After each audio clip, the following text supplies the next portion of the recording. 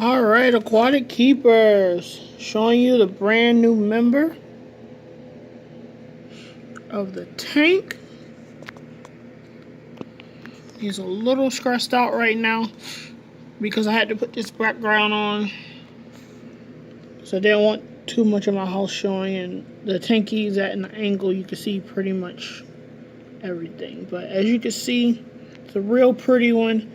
I gotta find out a better way of getting a light on him, because right now I just have a regular desktop light on him. His water is cloudy, so that's half the reason why it's like this. I just set this tank up, what was it, like almost 2 days ago, and he built that must have been yesterday, because I didn't really look at his tank that hard yesterday. But most of that was built probably last night, because it wasn't there yesterday morning. And he has a bubble nest, so he's happy. But yeah, he's a dragon scale. And I basically got him because he's like pink. So I got some of the water wisteria. I had a piece floating around, so I put that in there. I also took off my I don't know how to pronounce that plant, but that plant, I put that in there because, yeah, like here you can really see his colors. It's really cool. It's like pink and the body's like a metallic blue, but he's a dragon scale. I got from PetSmart. They had some really pretty ones in, and I wanted to get another one, but his body looked like it was stunted.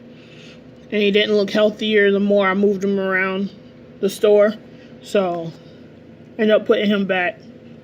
Plus, I'm trying to get a car now, so I'm trying not to spend too much money, but you know how that is, Aquatic Keepers, You say you're not going to spend money, and you see something in the store, you do it. But yeah, he's doing good, eating well. I'm trying to teach him with the cap. If I put the cap on top of the cage, on top, I'll sit it right here, that it's about to be feeding time. You can see he kind of already knows that as, oh, there's food coming. Because that's usually what I do is I'll put the cap on top, and if I'm feeding them freeze-dried, I'll let the freeze-dried food soak in there. Because I don't like giving them the freeze-dried frozen, because then I've read and heard, or I just remember coming across it, that sometimes if you give them freeze-dried dry, that it has to still absorb water. So it absorb water in their body, so it can cause problems that way. So I always rehydrate my freeze-dried stuff. You can see he even sees his ass. He's like, oh, you got that cap. What you doing? What you doing? What I'm getting today? I already fed him, though. Honestly, right now, because I don't have beta food, but I have freeze-dried, so honestly, he's eating the marine food, because that's the smallest thing I have. I also have algae round, pellets, but they're big, and when I have fed them to my other ones, it takes them a long time to chew them and stuff. So I'm just giving them that. Plus, it has garlic in it, so I can make sure he's eating. It's the Marine Land, not Marine Land. I love Marine Land so much. Omega 1, I love them too. Not sponsored by either one, but I need to make that clear in some of my videos, because I like talking about brands, and I've gotten a couple dislikes on ones I've known that I've said stuff about, and I think people think I'm getting sponsored by them, but I'm not sponsored by anybody. Just doing this on my own, just showing you my tanks. But I get off subject so easy. But as you can see, he's happy. But I give him that, I think, was it? No, it wasn't today. Today he got the Omega 1. Yesterday he got a shrimp. that I rehydrated. And as it was hydrating, I kept it on there, and then I threw it in the tank, put it down. That way he'll know that when it's down, it means that there's food in the tank. If he just sees it sitting over there and it never went on top, then he knows that it's not food. I probably should move it farther away, but so he can like distinguish, but I think he'll figure it out. He's been moving around this tank like crazy. This, I believe, is a half a gallon. I know a lot of people say 2.5. I even recommend to everybody 2.5. But this is one of those, it's for pretty tanks. This tank isn't in my room. It's usually like my little brother's tank or whatever is just in the family room. So it's for the whole family to enjoy. So it has to look nice, and this tank is, you can see it from all sides. So, I mean, that's why I don't put a light on it, because then it would distinguish what side it is. Like, it came with a light, and that's actually on the 2.5 gallon right now. But yeah, I still have the blue stuff. I wanted to do a lot of stuff with the bottom, but I didn't do it. All the snails shells you see in there, those are all empty. They're my snails that died before. I like netherite snails, so I just leave their snails in for decoration. I don't know exactly what I'm gonna do with his tank. I have a lot of plans for the future with betas.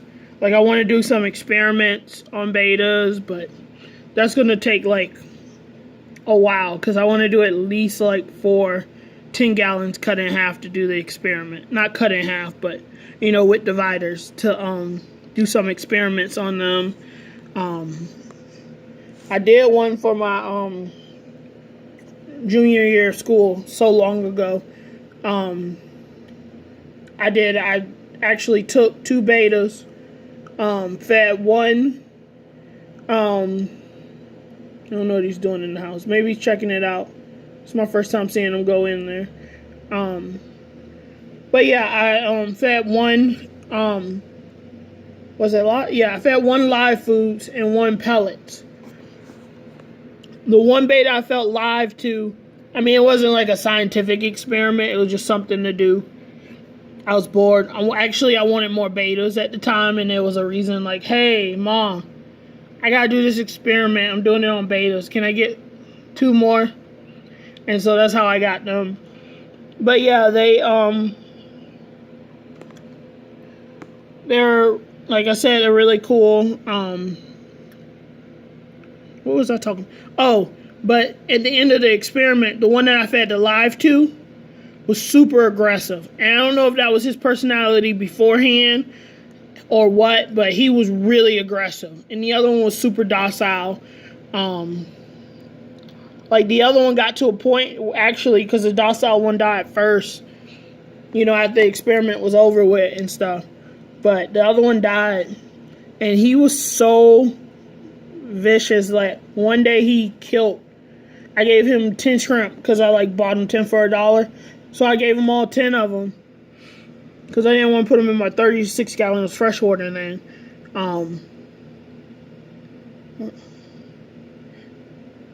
No, I wouldn't have had the 15 gallon. I didn't want to put them in the 15 gallon at that time for some reason.